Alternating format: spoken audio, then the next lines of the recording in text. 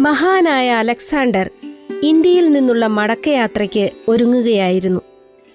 ഒരു യോഗിയെ കൂടി ഗ്രീസിലേക്ക് കൊണ്ടുപോകാൻ അദ്ദേഹം ആഗ്രഹിച്ചു. അതിനുവേണ്ടിയുള്ള ഒരുക്കവും തുടങ്ങി.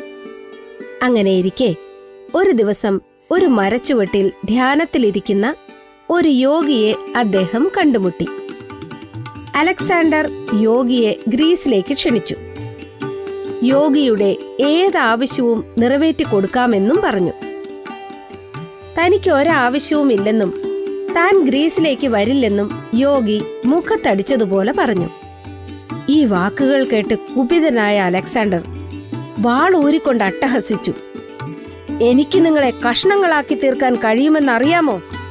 ഞാൻ അലക്സാണ്ടറാണ്, ലോക ജേതാവ്. യോഗി പുഞ്ചിരിച്ചുകൊണ്ട് ശാന്തനായി പറഞ്ഞു, നിങ്ങൾക്കെന്നെ കഷ്ണമാക്കാൻ കഴിയില്ല. വേണമെങ്കിൽ എന്റെ ശരീരത്തെ കഷ്ണമാക്കാം. ശരീരം ഞാൻ ധരിച്ചിരിക്കുന്ന വസ്ത്രം മാത്രമാണ്. ഞാൻ അമരനും അനശ്വരനുമാണ്. നിങ്ങൾ ലോക ജേതാവാണെന്ന് പറഞ്ഞല്ലോ. നിങ്ങൾ എന്റെ അടിമയുടെ അടിമ മാത്രമാണെന്ന് ഞാൻ പറയട്ടെ.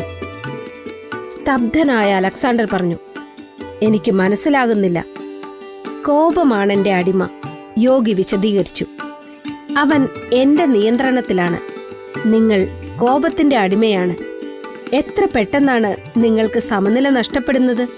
അതിനാൽ നിങ്ങൾ എന്റെ അടിമയുടെ അടിമയാണ്.